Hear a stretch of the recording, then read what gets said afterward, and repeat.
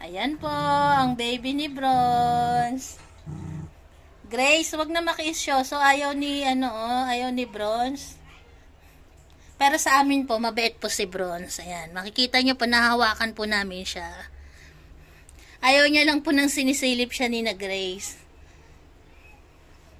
Sa amin po, hindi po siya nagagalit kahit po hawakan namin yung kanyang puppy. Okay lang po sa kanya. Ayaw niya lang po nang lalapit sina Gracia, sina Grace, sina Iron. Bakit dati, nung may anak si Iron, hindi kayo naaway ni Iron? Ikaw naman ngayon ayaw mong palapitin si Iron. Ikaw, Bronze, ha? Sobrang cute ng mga baby ni Bronze, ng mga puppies niya. Ang cute-cute. Sobrang liit lang. Eto po, babae po siya. Tapos eto, babae din po. Eto po ay lalaki. 2 girls and 1 boy.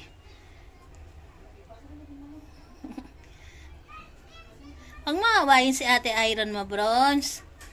Nung may anak ng Ate Iron mo, hindi ka naman inaaway eh.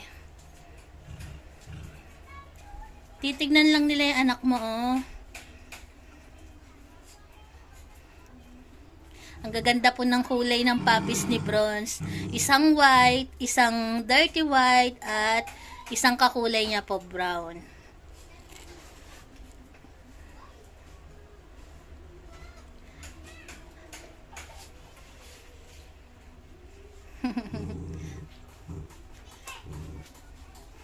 Ayaw mo na sila.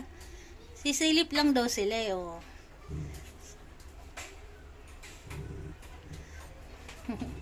Ka-cute.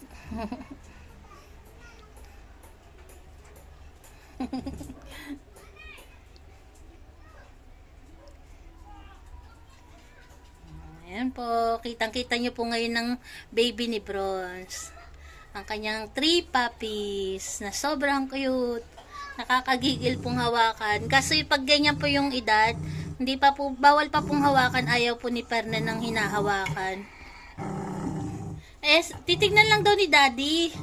Daddy Milky. Nagagalit si Bronze, ayaw ng lalapitan. Tama na, tama na. Relax na, relax.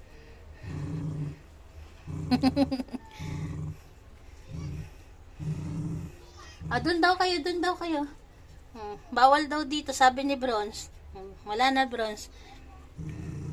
Pinausog ko na sila. Deep, huwag mo ngayon si Gracia, Deep. Ayaw mo si Gracia, Deep. Ayaw mo, ayaw mo.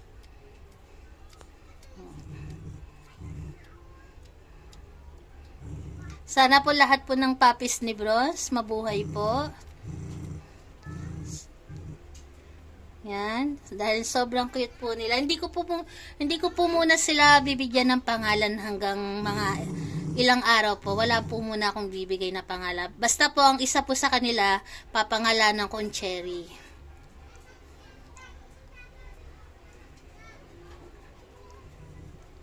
Mga 1 week po bago ko sila binyagan ng pangalan nila.